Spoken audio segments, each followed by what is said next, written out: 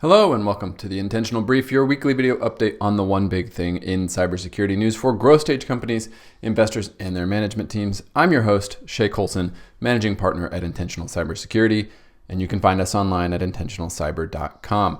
Today is Monday, July 8th, 2024, and the US is getting back into the office after the Independence Day holiday, and the UK and France are getting new government leaders. Change remains the only constant. Except some things don't change in cyber, and one of those things is passwords. It's 2024, and we're still talking about passwords. Specifically, we're talking about the largest password dump in history, some 10 billion credentials that were dropped on a cybercrime forum last week. Known as the RockU 2024 leak, this is being reported as the biggest password leak ever. And it happened on the 4th of July, no less. This password list appears to be an updated version of a 2021 leak in the same vein, and we've been seeing continued issues with credential exposure being used against companies in the wild, like Snowflake. So this could make things even worse for defenders, but I want to remind everybody here that passwords are something entirely in our control. I know that there's a lot of guidance from NIST and others that changing passwords is no longer required, and I'm familiar with the philosophical argument that requiring long, complex passwords with regular rotations actually encourages unsafe behavior from users, like writing them down or reusing them or something else. And there's merit to both of these positions, but I think unless you're using a full single sign-on solution with multi-factor authentication on everything and centralized logging, alerting, and administration, then you are fine. You probably don't need to worry too much about password rotation. Everybody else, which frankly is everybody, there are systems in our enterprises that do not have all of these protections. They still use just usernames and passwords in 2024, and this is why we need to pay attention to these sort of leaks. So what do I mean about passwords being entirely in our control?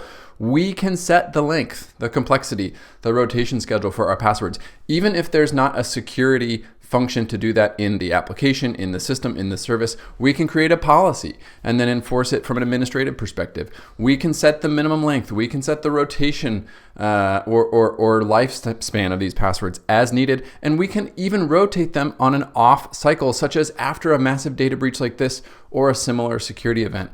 Of course, we should require multi-factor authentication everywhere. Of course, we should push for SSO when possible, but having a requirement for a relatively long, 15 plus, and relatively complex, upper, lower, number, symbol, password that is rotated semi-regularly, at least annually, significantly reduces our risk.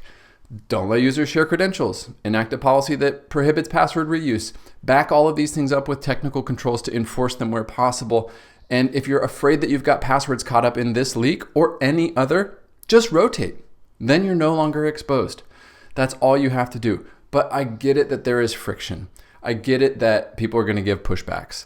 That's just part of the game. Buy enterprise password manager licenses. Teach your users about why this is an important step in protecting their identity and your enterprise data and systems. Rotate your passwords on a frequency that aligns with your organizational risk tolerance, maybe by system, maybe by account type, right? User versus admin. Maybe it's 90 days, maybe it's 365 days. I would hope it's not longer than that, because unfortunately it only takes one compromised account to potentially compromise an entire organization. And so the onus, frankly, remains squarely on us as defenders to hold the line here. Passwords, like many things in security, are decidedly unsexy and do add friction, but also add a significant layer of defense against both commodity and targeted attacks and remain completely within our control. So please make a thoughtful, risk-based decision. And if you need to today, go rotate some passwords. From a fundraising perspective, despite the holiday week here in the US, we saw more than $28.5 billion of newly committed capital turned in last week, including several multi-billion-dollar funds and a new one from the New Mountain Capital 7th fund totaling $15.4 billion. So that is a strong start to Q3, a strong start to the second half. And we'll see if this continues and how this capital gets allocated. It sure feels like there's a potential for a flurry of deals in both the near and midterm future, probably hinging on the presidential election here in the US, although we may see some of these early predictors as things shape up in the UK and France in terms of how much volatility that will actually play. And if there's an advantage to moving before the election, I think we'll see some deals start to get done then. But as usual, we're going to watch this space because there's a lot of dry powder that needs to go somewhere. And once some things start, I think a lot is going to follow. You can find all the links to the articles we covered in the comment section below. You can find back issues and written transcripts at intentionalcyber.com. And we will see you next week for another edition of the Intentional Brief.